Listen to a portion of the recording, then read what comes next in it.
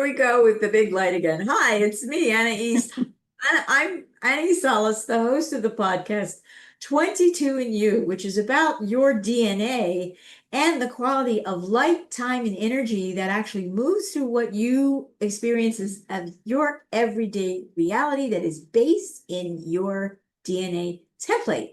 Now, what does this have to do with a podcast that we're recording on Halloween in 2025? It has everything to do with Halloween. So I have a dear friend as a guest today, and we're going to do a little bit of trick or treating ourselves with you, our audience, because we're going to talk about the thinning of the veil and what that can actually mean. And here we are. We're on All Saints Eve, Halloween. So Paulette Stevens is my friend. She's joining us from Utah, and she's got some information about the premise of what we're about today when all those kids are going to be so happy getting all sugared up, right? And they're all sugared up, but it's Friday and they can be all sugared up and get over it tomorrow. All right, Paulette, welcome, welcome, welcome. Thank And you. yeah, let's hear what you have to share. Well, I am a personal historian and I get the stories from individuals, but I'm also very interested in history in general. So the background of Halloween is quite fascinating, mostly because it blends several different cultures into something that we are experiencing today, which I think is worth thinking about how we got to this place. About 2,000 years ago, the Celtics were experiencing a lot of intense weather changes and a lot of intensity. And so their celebrations and their worship tied to the idea of survival. And they really needed to feel like they were going to survive. So in their culture, the last day of the year was this day, Halloween. And the first day of the year was November 1st.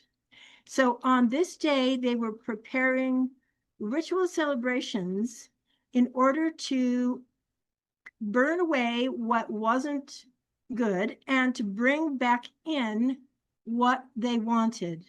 So they had festivals that tied to bonfires, and actually they did the burning of old things as well as animals as sacrifice in some cases. They also they wore costumes, not just of the saints, which was the day next that was coming, which is the All Saints Day, but also the devils and anything in between. So these masks were preparation for what was coming. The interesting thing about the celebration, it was called Samhain. And Samhain. And the celebration itself tied to a lot of pagan worship, but it also was clearing the way for the protection for the new year, which they wanted, because they wanted to be able to celebrate making it through the dark time of the winter, because that had been where death happened a lot for them, is in the winter, starving, and the lives that they had in the Celtic areas of Ireland, Scotland, the northern places. About about 1,000 AD, the Christian church started to have connection to this Celtic community. And they understood that their celebrations were similar in some ways, but maybe could be more powerful if they brought them together. So the Pope Gregory actually brought the celebration of the saints from May into November 1st and tied it together with the Celtics' pagan traditions that were already established. So the All Saints Day on the day after was the Catholic Church's concept of celebrating all that had gone back to heaven that were worthy, that were worth celebrating. But this night before continued to be the bonfire, the costumes, the dark, the clearing. But there was a very clear idea that there was a thinning of the dimensions in that period of time, and that the ones who that the people who had passed on had their spirits very close. Well, this is really interesting to me because in America, in the Mesoamerican era, they had some similar holiday celebrations, but they were quite different in a very important way.